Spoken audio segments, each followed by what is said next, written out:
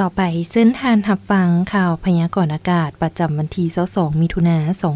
2026บริเวณความกดดันต่ำยังปกคลุมอยู่ทั่วทุกภาคของประเทศลาวด้วยกำลังอ่อนหาปานกลางสมทบกับลมมรสุมตะวันตกเฉียงใต้ที่มีกำลังอ่อนพัดปกคลุม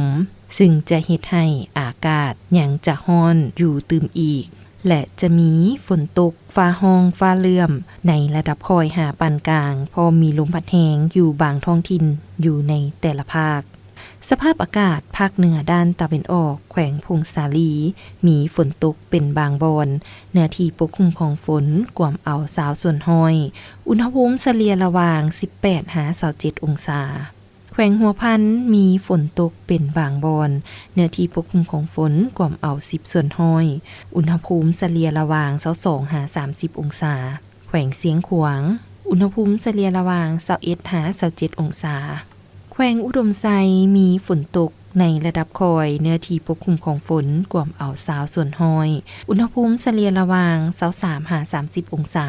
แขวงบ่อแก้วมีฝนตกในระดับคอยเนื้อที่ปกคลุมของฝนกวมเอา20ส่วนห้อยอุณหภูมิเฉลี่ยระหว่าง25-31องศาแขวงหลวงน้ำทามีฝนตกเป็นบางบอนเนื้อที่ปกคลุมของฝนกวมเอา15ส่วนห้อยอุณหภูมิเฉลี่ยระหว่าง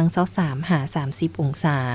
แขวงหลวงพะบางมีฝนตกเป็นบางบอนเนื้อที่ปกคลุมของฝนกวมเอา10ส่วนห้อยอุณหภูมิเฉลี่ยระหว่าง26-33องศาแขวงหลวงน้ำทามีฝนตกเป็นบางบอนเนื้อที่ปกคลุมของฝนกวมเอา15ส่วนห้อยอุณหภูมิเฉลี่ยระหว่าง23-30องศาแขวงหลวงพะบางมีฝนตกเป็นบางบอนเนื้อที่ปกคลุมของฝนกวมเอา10ส่วนห้อยอุณหภูมิเฉลี่ยระหว่าง26-33องศาแขวงไซยบุรีอุณหภูมิเฉลี่ยระหว่าง26-33องศาสำหรับนครหลวงวิจันทร์มีฝนปกคลุมเป็นบางส่วนฝนตกเป็นบางบอนเนื้อที่ปกคลุมของฝนกวมเอา10-15ส่วนห้อยอุณหภูมิเฉลี่ยระหว่าง26-33องศาภาคกลางแขวงไซสมบูรณ์มีฝนปกคลุมเป็นบางส่วนอุณหภูมิเฉลี่ยระหว่าง21-30องศาแขวงเวียงจันทน์มีฝนตกเป็นบางบอนเนื้อที่ปกคลุมของฝนกวมเอา15ส่วนห้อยอุณหภูมิเฉลี่ยระหว่าง25-33องศาแขวงบริคำไซ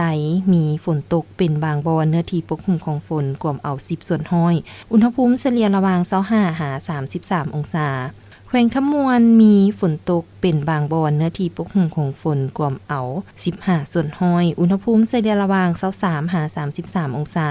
แขวงสวรรณเขตมีฝนตกเป็นบางบอนเนื้อที่ปกคลุมของฝนกวมเอา10ส่วนห้อยอุณหภูมิเฉลี่ยระหว่าง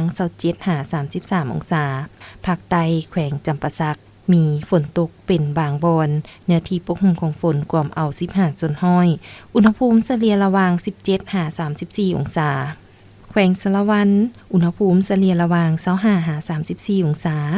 แขวงเซกองมีฝนตกเป็นบางบอนเนื้อที่ปกคลุมของฝนกวมเอา15ส่วนห้อยอุณหภูมิเฉลี่ยระหว่าง